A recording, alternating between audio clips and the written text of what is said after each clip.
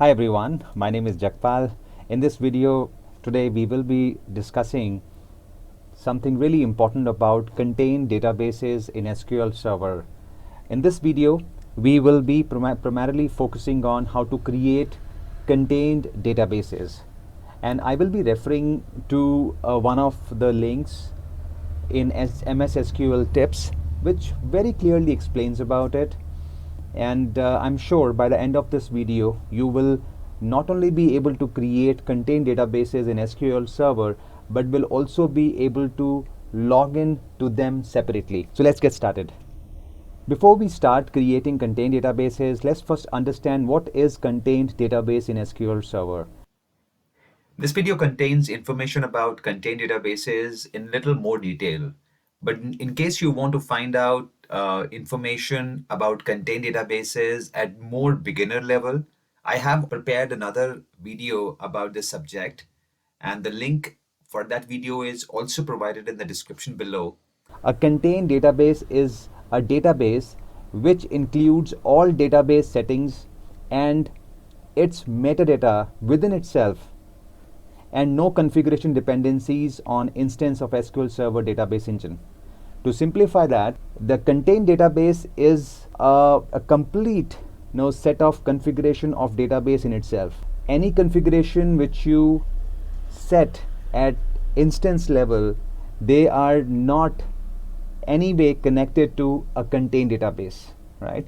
And second is, users will be able to connect to contained database without authenticated a login at the database engine level.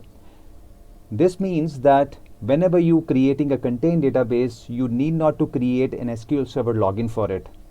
So when you create a contained database, you can create a user within a contained database, so that when you want to log in later, okay, into that particular contained database, you can use that contained database user and its password, and then can log in to that particular contained database.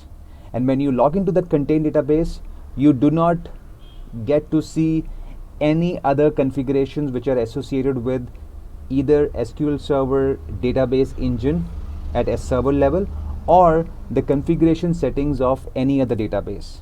So you will only be then seeing the contained database in which you have logged in. Okay, that is how contained database works. So let us see this in more detail, because I will be taking you through MS SQL tips link which I was myself studying and going through, and I found it to be a complete answer to this presentation in itself. So let me first take you through that link. Now this mssqltips.com has very clearly explained about contained database, and this link explains contained database from the perspective of SQL Server 2012, but you can use the same method on other SQL Server versions. Now here you can see that this link explains the creation of contained database in SQL Server instance into 4 steps, and I have also mentioned these 4 steps in my PPT. The first step is enable contained database feature in SQL Server instance level, and second is create contained database, and third, create an SQL Server user to access contained database, and then log in and verify the user permission on the contained database. So the first step, when you want to enable contained database feature in SQL Server, you can simply, when you're logged into your SQL Server instance, go to that instance, and in sp_configure you can enable contained database authentication and change the value to 1.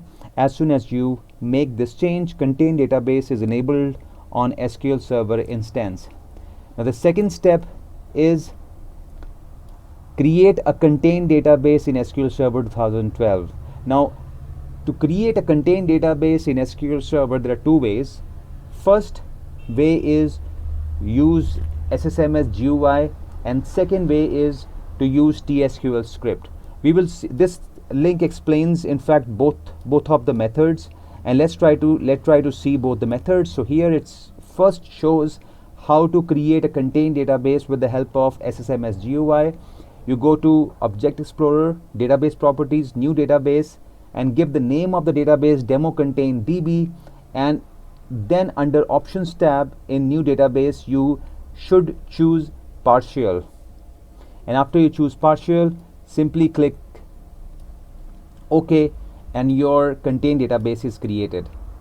And to use TSQL to create contained database, go to master database first, and then create database, mention the name of database, containment type partial, and then you give the path of .mdf file with initial size and file growth, and log size with the name of log, location of log file, initial size, and the file growth. And after you execute this script, you will be able to create a contained database demo contain DB.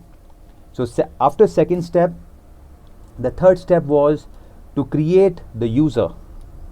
As I mentioned that when you are creating user in contained database, when you're creating a user for contained database, it is not created at SQL Server instance level. For a contained database, you create user within the database, because contained database does not need any login for its user at SQL Server instance level. So when you following up and performing the third step, so this also has explained the GUI method, how you can create a user. So creation of user is similar to any other typical database. You go to your demo contain DB database and go to security, and you can create a new database, you can create a new user, and you can give it a password, and that way you should be able to create the user. And after you create the user, the last step is how you can log into a contained database. As I mentioned, when you log into a contained database, you use its username and password, and after you log into a contained database, you will only have visibility to contained database. So the method is also very simple. You simply click on a login tab, and the login tab you need to provide the server name which contains the contained database, and authentication type is going to be SQL Server authentication, because previously we created an SQL user contained DB user with the password. And when you provide that login and password, you have to go to connection properties at the top. In connection properties, you are going to give the name of database to which you are going to connect, because this is the name of contained database, demo contain DB.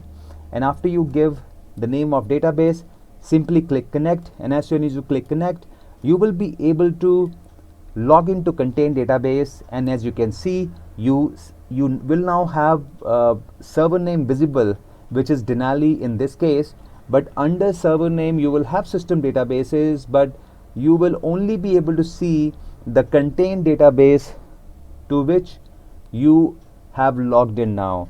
You will not be able to see any of the user databases.